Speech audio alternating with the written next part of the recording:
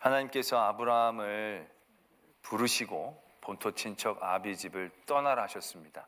그 하나님의 말씀에 순종할 때에 하나님은 아브라함에게 복을 참 많이 주셨습니다. 옮기자마자는 가뭄을 만나서 애굽으로 피했지만 그 애굽에서의 어려운 상황 가운데서도 바로의 많은 물질을 선물 받아 나오게 됩니다.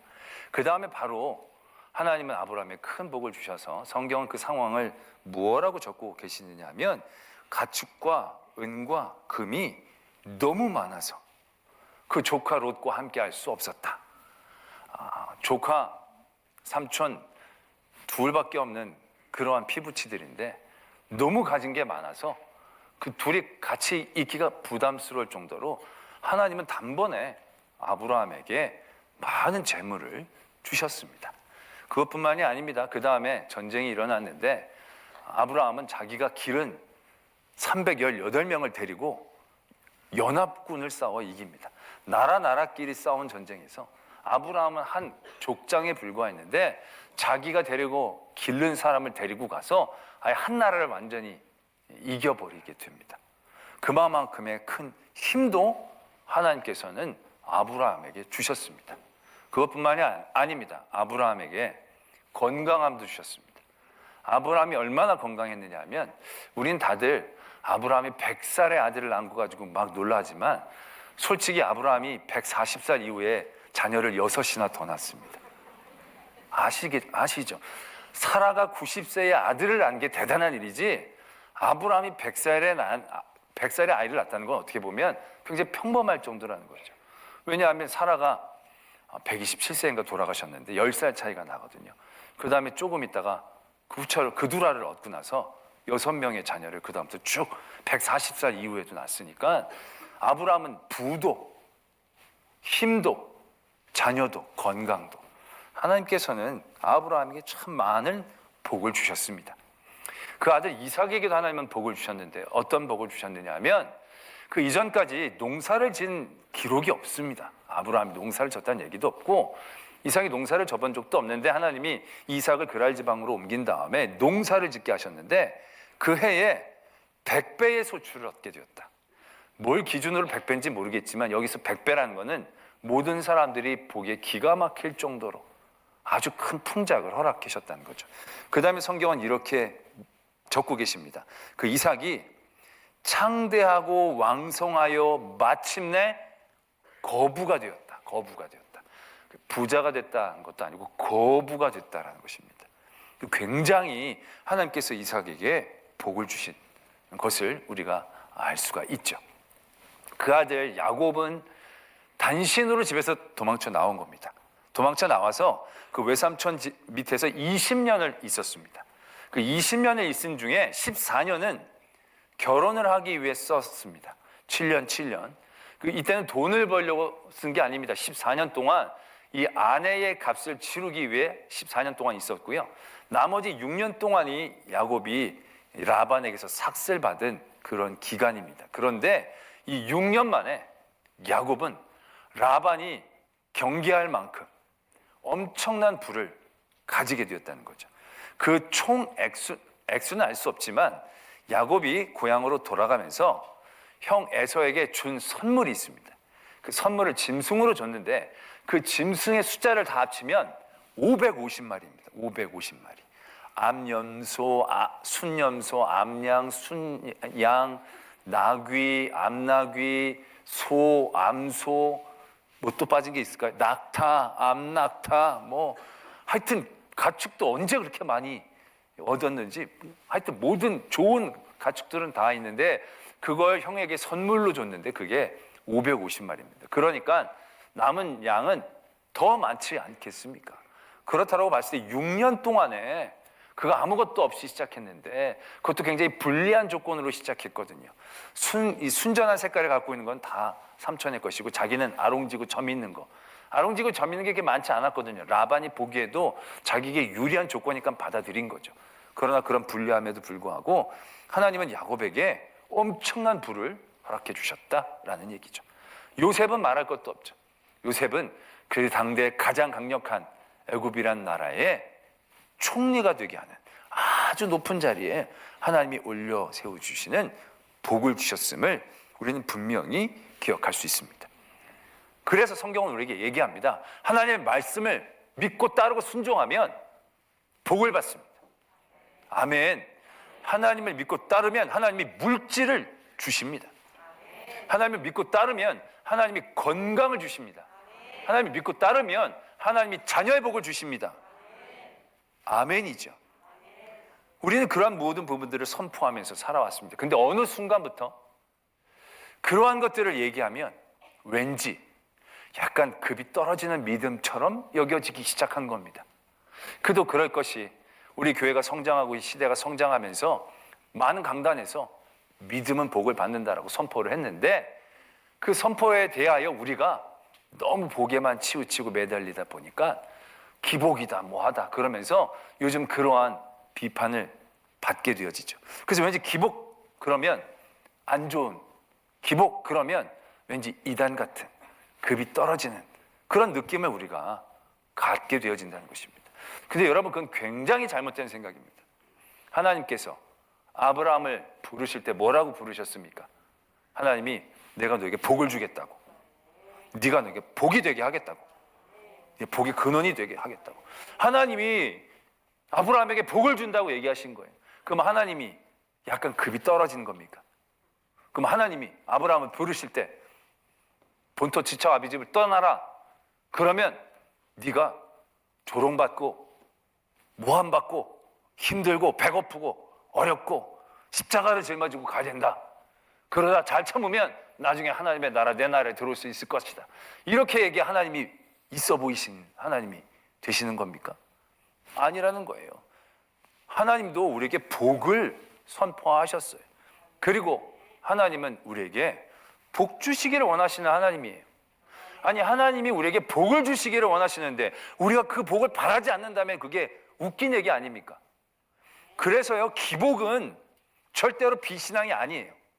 기복은 저급한 신앙이 아니에요. 기복은 하나님이 원하시는 신앙이에요. 제가 이렇게 얘기하니까 여러분도 굉장히 의심의 눈초리를 쳐다보시죠. 순수하게 그냥 얘기하는 거예요. 정말로 그렇습니다. 하나님, 아론의 축복도 그렇잖아요. 하나님은 너에게 복을 주시고 너에게 평강 주시기를 원하고 하나님은 복 주시기 히브리서에도 하나님은 우리에게 복 주시기를 원하신다라고 분명히 적고 있어요. 하나님은 아브라함에게 이런 복을 주셨잖아요. 모든 사람들이 알고 깜짝 놀랄 만큼 이삭에게 100배의 축복을 주셨잖아요. 왜 하나님은 우리에게 막 복을 주시기를 원하는데 기복신앙이 영 질이 떨어지는 신앙인 것 같아가지고 말은 못하고 폼 있고 멋있게 저는 헐벗어도 됩니다. 저는 아파도 됩니다. 제 아이들 길 막혀도 됩니다. 그냥 하나님 잘 믿고 내가 이 십자가의 길만을 지고 가겠습니다. 좋아요. 이것도 좋아요. 그런데 하나님이 야 너는 그거 아니야. 넌 배부르게 먹고 가도 되는 길인데 왜 그래? 좀 빌어봐. 근데 아닙니다. 급이 떨어집니다. 없어 보입니다. 이거 아니라는 얘기입니다. 우리는 지금 완전히 폼에 죽고 폼에 살려고 그래요. 우리가 하나님 앞에 폼 낼 게 뭐가 있어요?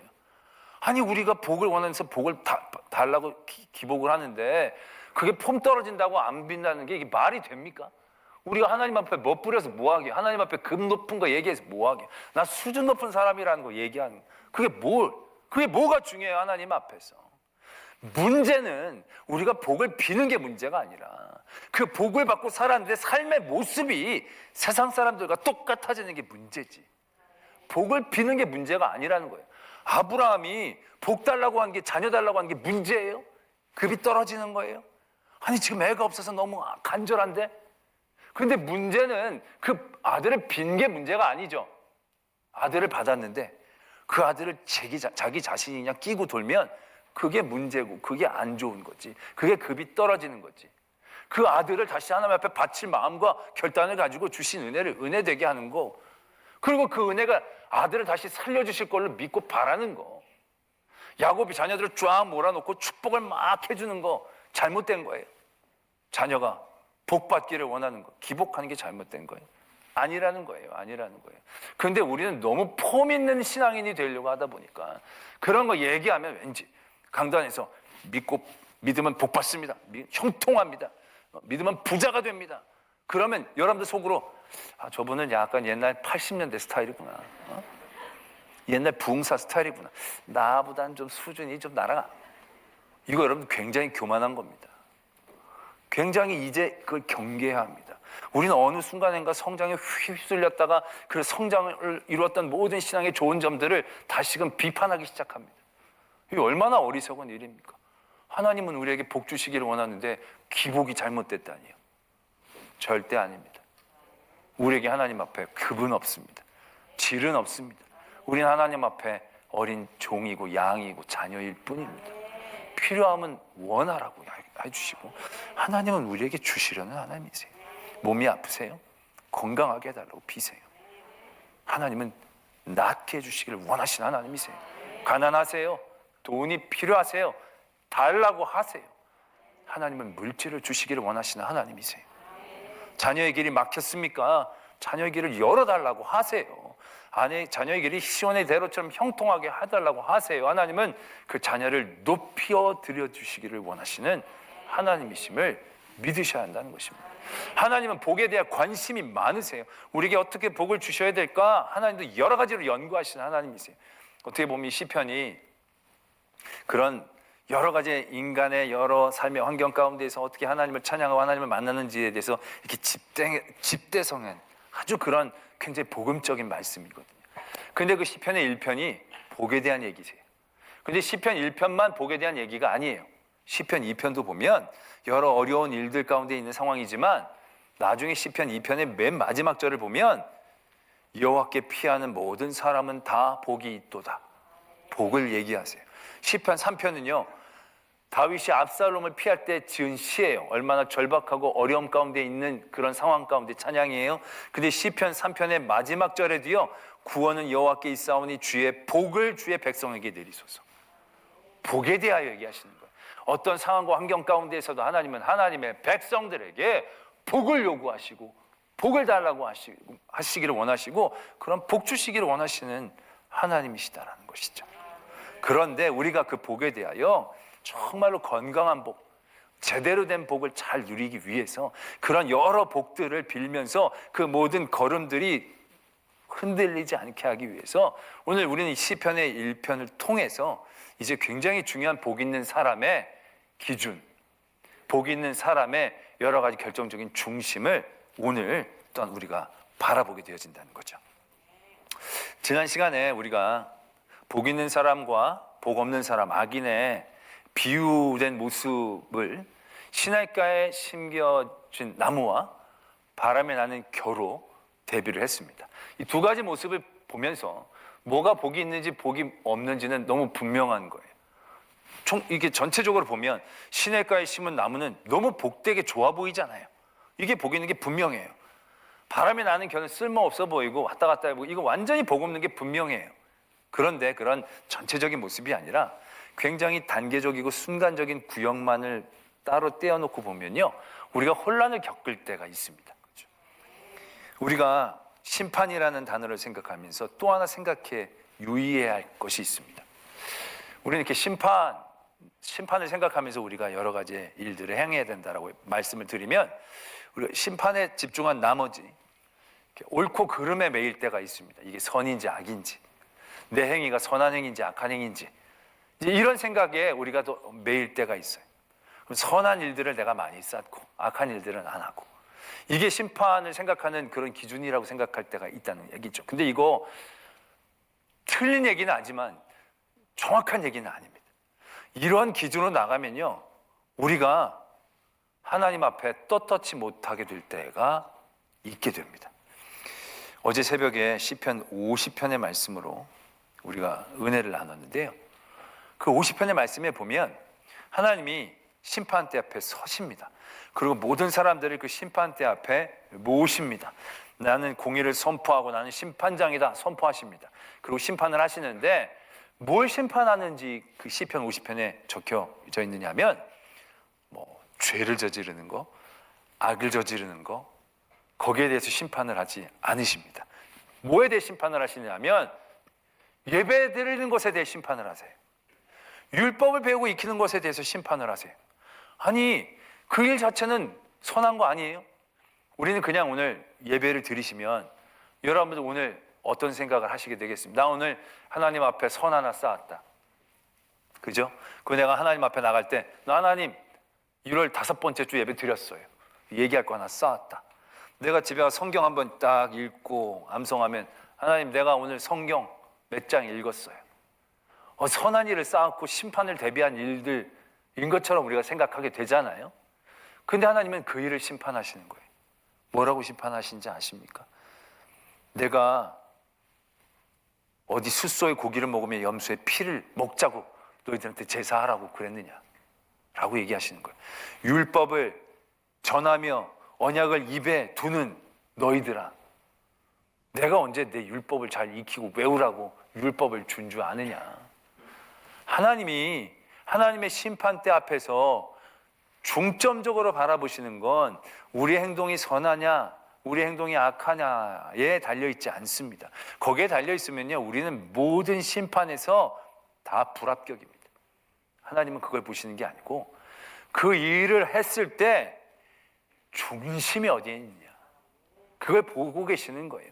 예배를 드리는 게 다가 아니에요. 예배 드리는 게 선이 아니라 예배를 드리는 마음의 중심이 어디를 향하고 있는가 그걸 원하시는 거예요. 그래서 하나님께서는 그 기준을 시편 50편 22절 23절에 이렇게 적고 계세요. 하나님을 잊어버린 너희여 이제 이를 생각하라. 그렇지 아니하면 내가 너희를 찢으리니 건질 자가 없으리라. 감사로 제사를 드리는 자가 나를 영화롭게 하느니 그의 행위를 옳게 하는 자에게 내가 하나님의 구원을 보이리라. 이렇게 말씀하고 계시는 거예요. 예배를 드리는 게 선한 일처럼 보이지만 그게 다가 아니라는 거예요. 그 예배 가운데 내가 하나님을 잊어버리면 그건 하나님 앞에 근 껍데기와 같은 일들일 뿐이라는 거예요.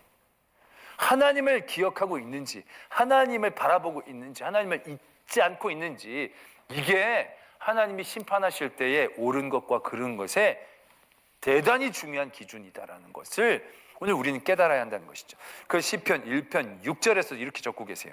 무릇 의인들의 길은 여호와께서 인정하신다. 여호와께서 인정하는 사람은 어떤 사람이겠습니까? 선하고 의로운 사람, 많은 큰 일을 한 사람 아니에요. 하나님이 내가 너를 안다라고 얘기하는 사람은 내가 하나님을 안다라고 얘기하는 사람이에요. 내가 하나님을 사랑한다라고 하는 사람이에요. 우리가 하나님을 시인해야 하나님이 우리를 시인하시는 거예요. 그러니까 의인이라는 것, 하나님이 인정하신다는 것, 이건 우리가 어떤 뭘 잘해서가 아니라 우리가 하나님을 잊지 않고 있어야 한다는 거예요. 우리가 죄의 자리에 있다 할지라도 다시금 하나님을 기억하고 하나님을 부르짖으면 세리가 엄청난 죄를 저질렀지만 하나님 앞에 무릎 꿇고 하나님을 바라보며 간절히 자기의 죄를 용서해달라고 빈다면 하나님은 그를 인정하시는 거잖아요. 하나님을 기억하고 있느냐 기억하고 있지 않느냐 하나님만을 바라보고 있느냐 아닌가가 이 심판에서 대단히 중요한 기준이라는 거예요. 그래서 우리의 복의 기준은 내가 무엇을 누리고 있고 얼마나 하고 있고 그것이 아니라 그것을 통하여 내가 얼마나 하나님을 기억하고 있는지 하나님을 붙잡게 되는지. 아브라함이 물질을 많이 받았어요. 근데 하나님이 주신 물질을 통하여 아브라함은 하나님을 더 깊이 알아가는 거예요. 하나님이 그에게 자녀를 주셨어요. 근데 그 자녀를 가지고 그가 막 끼고 들고 자기 것처럼 생각한다면 이 자녀는 복이 아니게 되겠죠. 하나님이 복으로 주셨지만 잘못 사용한 것이겠죠. 그런데 아브라함은 그 자녀를 보면서도 늘 하나님을 기억하는 거예요. 하나님을 잊지 않는 거예요. 하나님이 주신 자녀라는 걸 그는 놓지 않는 거예요. 그럴 때 하나님이 바치라고 했을 때도 서슴없이 바치는 거예요. 왜? 하나님은 다시 살리실 수 있는 하나님이심을 그가 여태까지 만든 복으로 통하여 하나님을 더욱더 알고 하나님 앞에 나가니까. 그러니까 하나님이 그 복을 더하여 주시는 거예요. 복을 줬더니 하나님을 더 잘 기억하는 거예요. 복을 주시는 거예요.